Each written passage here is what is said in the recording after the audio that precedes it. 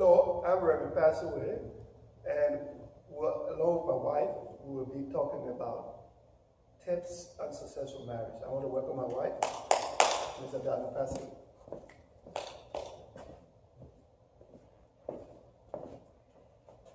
Hello, everybody. Minister Dr. Dahlene Browne Paasewe, and I'm very blessed to be the one and only wife of this guy right here. So, good. So we'll be talking about successful marriage. What have made our marriage to work so far? Okay.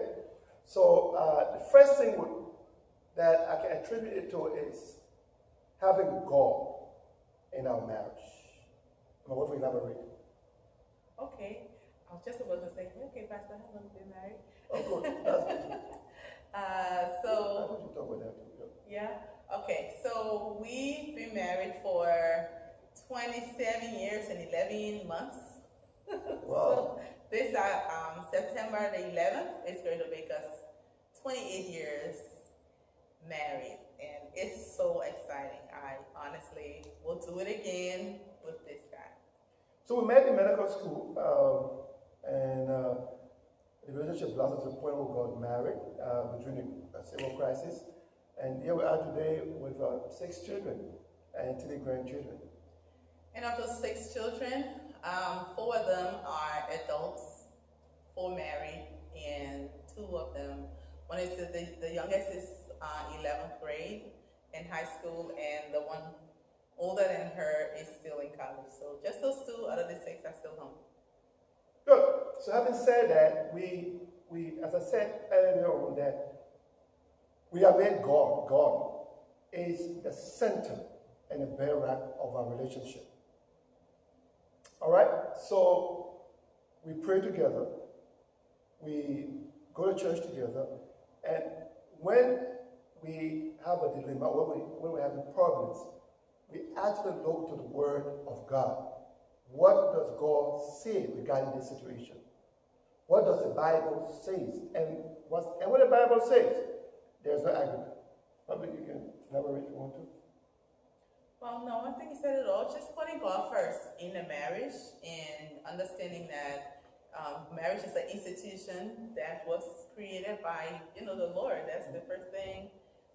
That's the first miracle act. And so if you try to do marriage on your own, I think in today's world, it's not going to be very successful most of the time if you try to do it on your own and in your own strength. So that's why it's really important to have God first, and we're really blessed with that. Early enough in our marriage to have God the center of this union, and it's really been a blessing. So if there's a single thing that we will let draw your attention to, is having God. Not manner where we should worship, but when you're very sure and you practice what the Word of God says concerning your marriage. Another thing that works for us is communication. Communication, definitely. Communication, we learned it along the way. Of course, I believe a lot of marriages have that problem, and we had it too in the beginning, but we kind of work through and figure out that we have to communicate with each other all the time. And that is as simple as expressing your concerns, not letting anything stay in, and then let it grow. As the saying goes, when you see a couple divorce over onion peeling on the floor, it's not really the onion peeling on the floor. It's a lot of other things that have piled up together. So it's so important to talk about things as they happen, to talk about it.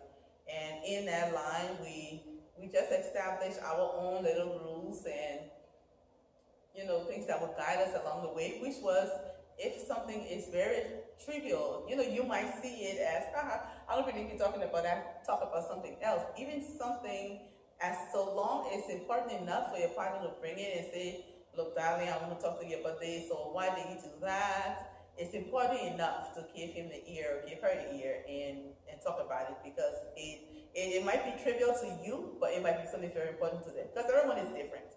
what might not matter to me might matter to him, and vice versa. And also regarding communication, it's important that you communicate to your partner if your emotional needs are not being met. Because, in a relationship, you have the giver, the taker, you have a love bank. And most time, reason that some people divorce, one of the reasons is that emotional needs not being met. So it's very important that as you communicate, it's very important to let your partner know whether or not your emotional needs are being met. And if your partner tells you, look, my emotional needs are not being met, again, you need to adjust whatever you're doing to meet your partner's emotional needs. And with that being said, I'd just like to really throw in, because a lot of times I think with Christian marriages, sometimes people feel, oh, I'm a Christian, and of course you are, but we know that the Bible tells us that my body belongs to my husband and his body belongs to me. And so it's okay for us to be free to talk to your partner, when you're intimate or after you're intimate or whenever you decide to, this is what about, romancing this way, maybe I would like that better than the other. But I think a lot of times we don't want to talk about that as believers, and it's very important to do so. Good, yeah. Discussing emotional needs. Yeah. And another thing that have worked for us is appreciating each other. And many times people are be grateful for each other. Many times it's something everybody want to be appreciated. Every spouse, it's very important that along the way we learn to appreciate each other and express it. Don't just, express it to your partner. Honey, yes, thank you so much. I appreciate you. Even for the little things, probably you have to come home from work, and she goes and get food ready, or you go and your husband come home and get something done. Show appreciation. Let her know, let him know, honey, I appreciate it. So appreciating each other for the little things. Not necessarily the big thing, but the little things goes a long way. Yes, they do. I really appreciate when my husband is there to helping each other. It's also showing that he loves me, he appreciates me. And so when I'm from work, and especially, like here in America, even at home or wherever this video goes, people go to work, couples work. Regardless of where you are, you do have to go to work.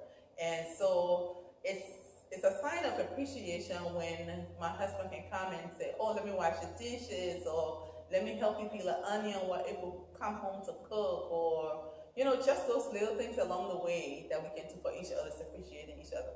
And I also want to, under the same topic of appreciating each other, is when we have gone through the physical changes, especially letting the marriage last this long. When I met my husband, when I got married, I clearly remember I was 121 pounds. I had a very flat stomach. It was the best part, But we have to appreciate the changes that we have. At least we still have each other. And I think that's a major thing when people, they try to put down each other. When I met my husband, he was slim. Of course, he didn't have, like men in a certain age, they get, a certain age and they start, grow a little belly. We just appreciate the body changes that we go through, and also those, which is those part of the physical changes that your body goes through, the emotional changes. There might be things where he used to like me to do before, he used to like for an activity before that he doesn't like anymore. And so they're, just appreciating those changes and welcoming them and embracing them, that's really worked for us. Good, so don't focus on what your partner used to do. Focus on what they can do now. That is, key. Because that way you allow your spouse to age gracefully, rather than pressurizing them to do the thing that they used to do. We have, actually, my wife said, that is very important. Help your partner to age gracefully, to accept the changes and work on what you can do now, not what you used to do 5-10 years ago. That's right.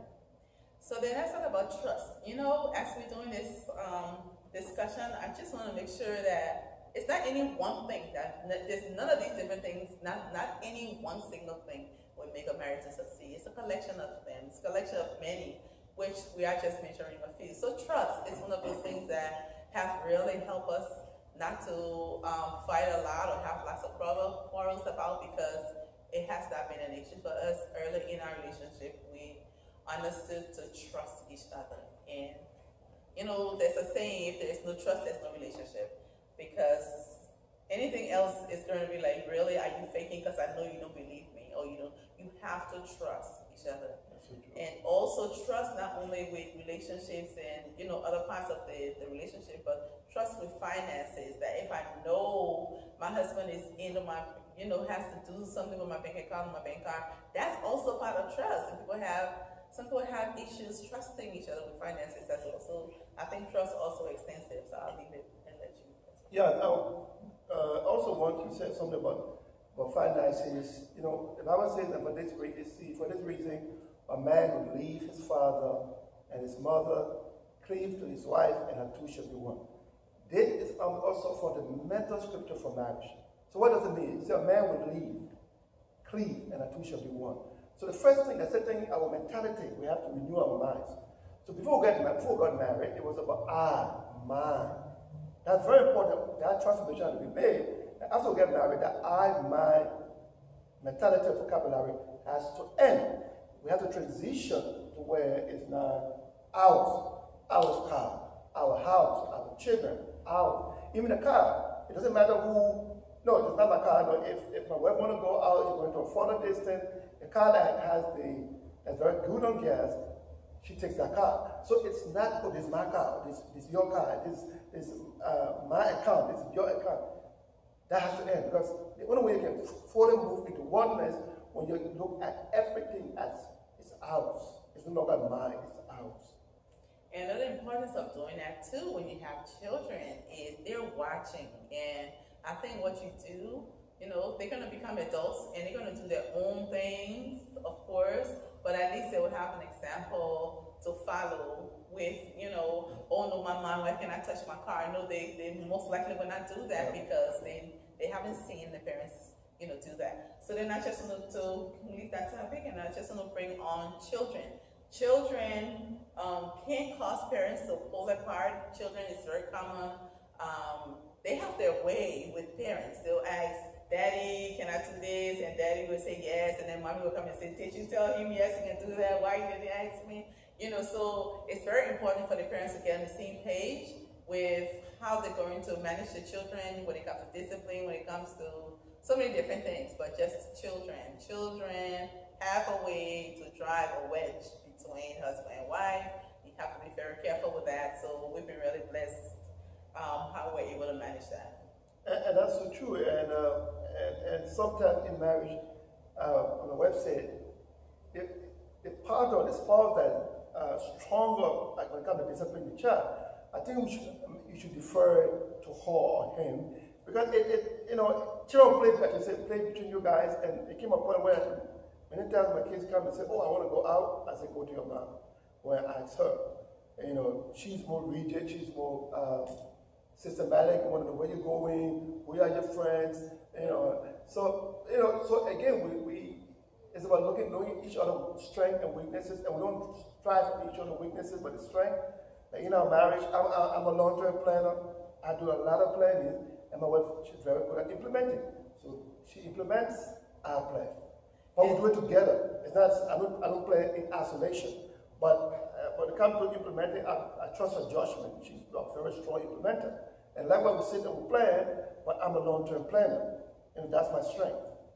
Yeah, so somebody might be the person's strength, and the opposite, it might be their weakness. So, you know, for example, on planning and implementing, he likes to plan, and he's not a person that would like do a lot of it, do. So, which is the implementing part. And so, if you see they're not, you know, excited about the doing part, and you're able to, then you make up for that, and so then we're able to complement each other, and that planning really comes in handy. So I really, really appreciate that. Okay, yeah, so and another thing we really want to talk about is conflict. Because conflict, whether we pray, fast, even after 10 years, 15 years of marriage, there will always be conflict. It may not be as frequent as when we started, but there will always be some disagreement. We'll get each other nerve. So at an early stage in our marriage, we have what we call a mutual rule. Okay? And that is in the event of of conflict or event of disagreement, we've said in our children that there will be no raising of voice. And if I do, my wife reminds me that you're raising your voice. If she does do, I remind her about you raising your voice. So that will call a mutual agreement. There's no raising of the voice. We have to discuss things civil, no matter how painful it is. So, you want to throw some light on that also? Sure. It's been very helpful to us to be able to do that because, conflicts will always happen.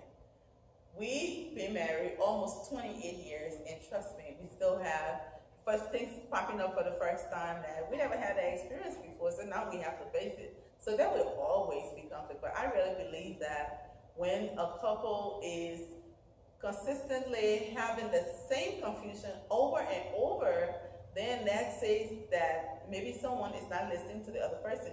Because not that you shouldn't have conflict, but it should be less of the exact reason why you're having that conflict. So that really brings me to the point of really trying to understand each other, knowing what the person likes, what the person doesn't like, trying not to do it, so that you're not keep doing the same thing again, because that means you don't care about my feelings. If I say, oh, I don't like this, or I don't like it when you do this, or you talk this way, or is there a different way, you can ask me the same thing but in a different manner, because the way you're asking me is coming across to me like you're judging me each time you ask me the question. So then it's about being able to find out why we have this conflict. Let's get to the bottom of it. Okay, what is it that really made you mad about this? All right, and then try not to do it next time and try and find a different way to get around it. Yeah, it's very key because many times in marriages people say, oh, I'm sorry. But what are you sorry about? So as my wife said, we try to find out why did it happen and how can we avoid this in the future. Very important. It's good to say I'm sorry, but the point is you need to get to the main reason why did it happen. Did I not communicate properly, or how you communicated? So it's very important that at the end of the conflict, at a particular time, maybe not immediately, but you have to find time and say, okay, why did this conflict occur? And how can we avoid this conflict in the future? Let's talk a little bit about in-laws. Because you know what? That's something we cannot avoid. I know sometimes people say, I married a woman, I didn't marry her family, or I married a man, I didn't marry his family. But let's face it, if you have a spouse or husband or wife, they came from somewhere. And it has really worked for us. We were really blessed to get an advice from one of our family members, my father's brother, my uncle. He told us one thing, and that was when we went to share with the family that we're about to get married. And he gave us that advice, and that advice really, it was a lifesaver. We've been really blessed that we have never had let's quote unquote in-law drama. And that is because what happens that when there is a misunderstanding, or if there is something that I have done wrong to him, he doesn't tell his family about it, he tells my family about it. Because if I have done something wrong and my mom knows about it, or my brothers know about it, or my sister know about it, and he's forgiven me about it, then my family is happy. But if I do something to him and he happens to share with all of his family, then the day he forgives me for it, they're going to be like, what? I don't believe it. Are you still with that woman? Everything he's done to you, or everything she's done to you? And so I think that's a big thing. And that has made my husband a little brother, like an angel to all my brothers, because anything goes wrong, it's his sisters I'm telling about it. And not my family. So don't throw some light on that. That was amazing. I want to use the word family because some family is meaning to either discuss it with her mother or setting immediate, or setting of her brother. So it's and likewise it'll be my mother or my sister because I don't have brothers. But when I go to family, I want to clarify a little. Yes. Nobody else, because sometimes it involve too many families, too many third parties, it can bring problems to your marriage. So that really helped us, that no, if we have conflict or issues, I'm not getting along with her, I either tell her mother or her brother. And likewise, me, she tell even when my mother was alive, either my mother or my sister. That is very important to protect your spouse's image with your family. It's very important, very, very important. And so we've really been blessed though over the 28 years. Maybe he came to mind from my mom and my brother, maybe 1 or 2 times, 3 times at most in 28 years. Same thing with him, maybe 2 or 3 times. So that really brings us to being able to resolve conflict yourself without going out. That's the best way to do it. That's, being you and God. How the scripture tells us that a 3-chord string is hard to be broken. Yes, and so keeping God in the middle, talk about something. If you cannot resolve it, you pray about it, and then ask God to help you to have that discussion again. So most of the time, that's how conflicts are resolved. And in resolving our conflict, the Bible says correct in love. And many times in conflict, couples say a lot of mean words. Go for the jugular. So we're having conflict, we say words that we want to demean our spouse. This is not right. Because words are like a bullet. Once it go out, you can take it back. So what we're trying to do that with correct in love. The goal is not to put each other down. The goal is to correct in love. The goal is to restore, the Bible says, the relationship. Because everyone has an ego. So when you go for your spouse's ego with the intent to destroy the ego, they will come back. At that point, they're not listening to you. At that point, they're protecting the ego. So we've learned to correct, be mindful of the words we use, and being able to correct in love. Very important, correct in love. And before we go there, another thing that really helps us is learning each other's love language. That is very important in marriage. Very important. So for us as believers, the Bible says we believe that the Bible says, do unto others as you have them do unto you. And in marriage, the mistake we make is to love our spouses the way we want to be loved. You want to show something like that too? No, you said it all. It's very true. Being able to know what makes them happy. Sometimes it's just spending time together with a person. It's not always for the woman. It's not always giving her the gifts. It might be something else. So if you don't know what those 5 languages are, we recommend you find a book that says the 5 love languages, and you might be able to find your spouse's love language in there. But it's very important because, see, this is a life journey that we all won't get married. It's not like I'm just going to try it and get out of it. If you get married as a Christian, as a believer in the presence of God, you tie. We all know the ring is only a symbol during the marriage ceremony. They say, as a symbol of my love, or as a symbol of my vow. So you really tie, like soul tie, together when you get married. And so this is something that you're in for the long haul. You're in it for life by the grace of God. So we can grow together in this. We can have fun together in this. We can uphold each other, respect each other along the way. Because for men, for example, respect is their number one thing. And so anything that will make a man shame or embarrassed is going to make him very angry. And so that is really, really important, respecting each other's feelings. So as we in this process together, we're going to grow old in here. If we're not able to accept each other as we are now, thank God, we're 28 years married. We still got all our teeth. Imagine when we get 89, by the grace of God, we're still together. We have missing teeth. If we don't learn to appreciate each other along the way, what's going to really happen? So it's really important to appreciate each other, respect one another, save the image of your spouse in front of someone else. So in front of friends and family, you always want your husband to be respected among your friends, and even among your family particularly, but even among your friends. So even if something is going wrong, you don't badmouth him ever in front of friends. Ever. Ever, ever, ever. Except you're really done, you're already divorced with that marriage.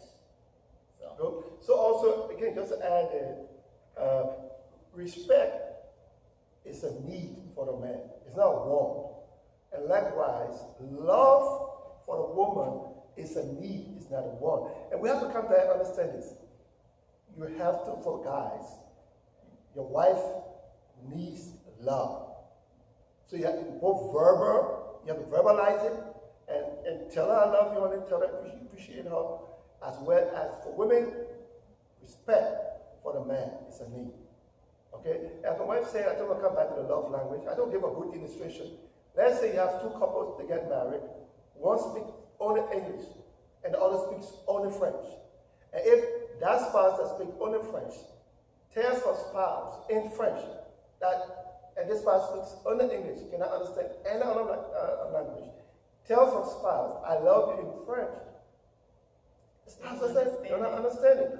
And if the spouse that speaks only English tells the spouse that speaks only French, that understand only French, that they love her or him in English, that spouse does not understand, it means nothing. So get to love each other, knowing each other love language. I tell you, it will simply. Because many times we enter marriages with a broad perspective. Some people say, oh, the way to a man's heart is through his stomach. That's not true. Or the way to a woman's heart is gifts and diamonds. That's not true for a woman. So generalization is not the best thing. Read the book, discover what your partner, your spouse, love language is. And I tell you, you will make that person happy. Exactly. And so as we kind of wrap up here, I think we've covered most of them. Again, we cannot talk about everything that has worked for us because of time, but those are some of the major things that have worked for us. And definitely, I just want to cover, respecting your in-laws. This is not anything to do with conflict between the both of you, but just imagine this: your husband, he has his sisters, and he has his mother, and just like I said, the marriage is it's a long haul. And how would you like to make your husband's most immediate family outside of you and your children? How would it be to make them feel miserable, but you want him to be happy with you? So that doesn't really make sense, and that's really not good. So, caring for, being a part, being involved with them if you can is very important. And you know what? Nothing can be so bad that I believe that it cannot be restored. There's a saying, it doesn't matter where you come from, but it matters where you're going. So, you may have had a bad relationship with in-laws before. There's some things that have been done before that it's kind of hard to overturn, but a lot of it comes with, reassuring to your in-laws that, I really love to your family, I really love my husband, we've been working on things, or I love my wife, we've been working on things, and I really want you to, come around, and it can always get restored by the grace of God. There's nothing God cannot do, so. Good. So I want to say thank you to Pastor Chris Stevens for the opportunity to share our story with the audience. Any closing remarks? Definitely. Closing remarks, I would say, remember that we're married, but we're still individual people. And so I have my goals, maybe something like that I would like to do, and my husband would like to do. So it's about supporting each other's goals as well. We didn't talk about that, but that's really important. Very important. For example, I like music, and my husband didn't support me. I won't be able to be a songwriter and make my songs. Or he wouldn't be able to do ministry, which has always been a passion for him. So supporting each other in what the other person wants to do is so important, and just do everything you can to make this guy love you to the point where he's going to say, you know what, if I come back, and this is what my husband says. I'll let him say it himself. No, I don't say that. He said, if I come back in this world again, I'm not sure about being a pastor or being a doctor or whatever, but I know I want to be married to this same woman again. That's the only way I want to come back. So it's really important to have that joy, and a very good relationship with each other. So it's been a blast. I'll do it all over again. Making sacrifices for each other is very important. And it's been great. Good. Also, in concluding, I want to say marriage is about making sacrifices. Jesus, the Bible says, for God so loved the world that he sacrificed his only begotten Son. So if you say you love your husband or you love your wife, you cannot love your spouse without willingness to sacrifice something You know, some people come, this is who I am. And, you know, there has to be sacrifices. And that was marriage about this. About sacrifices, about some compromises here. But ultimately, there must be sacrifice. And when you find two persons not willing to make sacrifice, that's when marriage ends. But once you guys are willing to make sacrifice, willing to compromise and accommodate each other, and put God first, and God being the rock and the foundation of your marriage, you can overcome anything. Okay, we'll just pray and then we'll close. Okay. Heavenly Father, thank you for today. We thank you that you've given us a story to share. We thank you for 27 years. We thank you for our children. We thank you for our ministries. But above all, we also thank you for the audience that will be listening to this message. Bless their hearts for those who are struggling with their marriages. I pray that this video will speak to them. For those who plan to get married, I hope this will help them in their planning process. Thank you, Lord, and in Jesus' name we pray. Amen. Amen. Okay, my wife will... Thank you. Thank you so much for watching. Be blessed.